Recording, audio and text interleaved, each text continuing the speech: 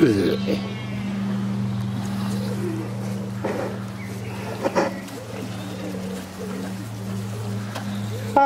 good afternoon everyone, welcome to Dudley Zoological Gardens and welcome to our penguin talk and feed. My name's Becky and today we're joined by our keeper Kelly and of course our Humboldt penguins. Now Humboldt penguins come from the Peruvian and Chilean coastlines of South America and we have got 65 Humboldt penguins here at Dudley. Now obviously they have been anticipating feeding time and we are feeding them sprats. That forms the basis of their captive diet here at the zoo.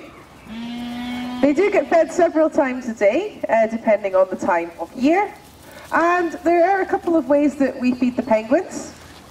One way is to give them a big scatter feed throwing fish into the pool, which encourages them to forage for their food. However, we also hand feed the penguins, and what we're doing at the moment is trying to encourage some of the brave penguins to come a bit closer to the audience by tempting them with some tasty fish. Now, as you might know, if you're a regular visitor to the zoo, our penguin walkthrough has only been open for a week, so it's quite a new part of the enclosure for the penguins, and naturally quite a number of them are still quite fearful of coming up to the fences or going under the tunnels. So it's a gradual process of just getting them used to it and getting them to realise there's nothing to fear. And one way we can do that is through feeding time, giving them fish and getting them to walk a little bit closer each time for a fish. Now the hand feeding is also important for any of our hand-reared penguins that like to come quite close to the keepers, and we do have a number of hand-reared penguins here at the zoo as well. They will feed on a variety of food in the wild, including things like squid, anchovies, sardines, and all sorts of other fish as well. And they are, of course, birds, in case you were wondering. They are completely flightless birds, and their wings have actually evolved to become rigid paddles that they use as flippers to help swim in the water. They also have webbed feet to help the movement. And they do have feathers. They have about 25,000 tiny little feathers covering their bodies completely. These feathers actually help to trap a layer of air, which helps to keep them warm when they're in the water. And they do have a layer of fat as well, which helps to keep them nice and warm. Now, because they do have to dive to find their food, their bones are also structured a bit different from other birds. Instead of hollow bones, their bones are completely solid, which helps them to get a bit deeper in the water. Now, they can dive to quite deep depths at a time, and they can hold the breath for up to 15 minutes if they need be. They also have that fantastic coloration, which I'll talk about a little bit later on.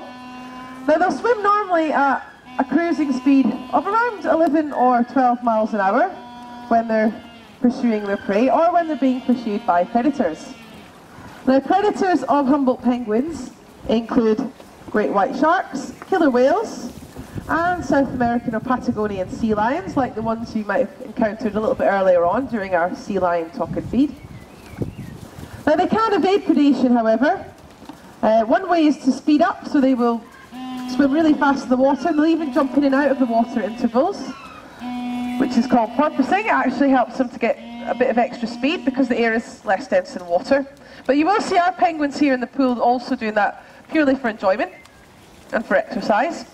And another way to avoid predators is through their coloration. Now, you'll notice that all penguins have these black backs and white tummies.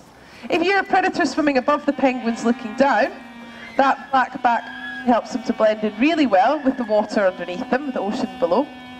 And if you're a predator swimming below the penguins looking up, the white tummy helps them to blend in with the sky above. Now, this coloration is called counter shading. It's a really effective method of camouflage used by lots of marine animals.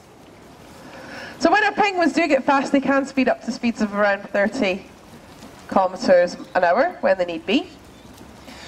Now, you might notice that some of our penguins, although I've mentioned this lovely black and white coat, some of them do look a little bit scruffy at the moment. That's actually natural. They do go through what is called a molt, a bit like your dogs and cats go through. As the days start to get longer and the weather gets a bit warmer, the penguins start to drop out all their old feathers and grow nice new ones.